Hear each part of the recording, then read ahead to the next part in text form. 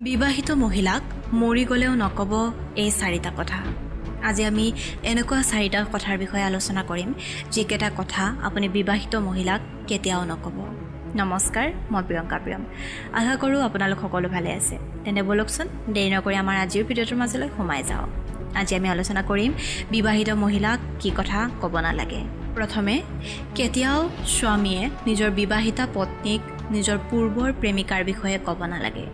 কিহৰ বাবে তেওঁলোকৰ মাজত কাজিয়া হ'ল বা কিয় তেওঁলোকৰ ব্ৰেকআপ হ'ল এই বিষয়ে কেতিয়াও ক'ব নালাগে। এনেকুৱা কৰিলে পত্নীৰ মনত ভয়ৰ সৃষ্টি হয়। তেওঁৰ মনত ভাৱ হয় আপুনি হয়তো পূৰ্বৰ প্ৰেমিকাৰ দৰে তেওঁকে এৰি যাব। তেনেকুৱাকৈ তেওঁ ভাবিব পাৰে।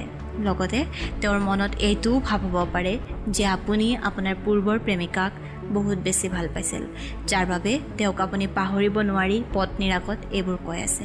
গতিকে কেতিয়াও নিজৰ বিবাহিতা পত্নীক পূৰ্বৰ প্ৰেমিকাৰ বিষয়ে নক'ব। দ্বিতীয়তে, আপোনাৰ পত্নী যেতিয়া সাজি কাচি ক'ৰবালৈ যাব ওলাব তেতিয়া আপুনি তেওঁক কেতিয়াও এনেদৰে নক'ব যে তোমাক এই কাপোৰযোৰেৰে ভাল লগা নাই, তোমাক এই ড্ৰেছটোত ভাল দেখা নাই, বেলেগ এটা ড্ৰেছ পিন্ধা, তুমি অমুকটো পিন্ধিলেহে ভাল লাগিব। তেনেকুৱাকৈ তেওঁক কেতিয়াও নক'ব। আপুনি যদি তেনেকৈ কয় তেওঁ মনত আঘাত পাব, কাৰণ তেওঁ সাজি কাচি আপোনাৰ বাবে ওলায় যাতে আপোনাৰ ভাল লাগক। কিন্তু আপুনি যদি তেওঁ ওলোৱাৰ পিছতে তেনেকৈ কয় তেওঁৰ মনত বহুত বেছি দুখ লাগিব পাৰে। গতিকে কেতিয়াও তেওঁক তেনেকৈ নক'ব, কাৰণ ভালপোৱা এইটো নহয় যিয়ে আপোনাক সলনি হ'বলৈ বাধ্য কৰায়। ভালপোৱা হৈছে এইটো আপুনি যেনেকুৱাই নহওক আপোনাক তেওঁ ভাল পাব লাগিব, সেইটোৱেই হৈছে প্ৰেম। তৃতীয়তে, আপুনি কেতিয়াও নিজৰ পত্নীৰ আগত নিজকে ভাল জহাবলৈ নাযাব। নিজৰ ইমান গুণানুকীৰ্তন নকৰিব যে পত্নীৰ মনত সন্দেহৰ উদয় হয়। পত্নীয়ে ভাবিব আপোনাৰ হয়তো কোনো ভাল ইমেজ নাই, যাৰ বাবে আপুনি নিজেই তেওঁৰ আগত এটা ভাল ইমেজ বনাবলৈ নিজৰ বিষয়ে ইমান ভালকৈ কৈ আছে। গতিকে এতিয়াও বেছিকৈ নিজৰ বিষয়ে ভালকৈ ক'বলৈ নাযাব। চতুৰ্থতে, কেতিয়াও আপুনি আপোনাৰ প্ৰাক্তন প্ৰেমিকাই দিয়া একো বস্তু ব্যৱহাৰ নকৰিব। ধৰি লওক আপুনি ক'ৰবালৈ যাব ওলাইছে আৰু প্ৰাক্তন প্ৰেমিকাই দিয়া এটি খুব সুন্দৰ চাৰ্ট পিন্ধিছে।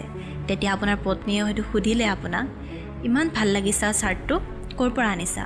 তেতিয়া যদি আপুনি কয় যে এইটো আপোনাক আপোনাৰ এক্সে দিছিল, তেতিয়া আপোনাৰ পত্নীৰ মনত খুব বেছি আঘাত লাগিব। তেখেতে হয়তো ভিতৰি ভাঙি পৰিব।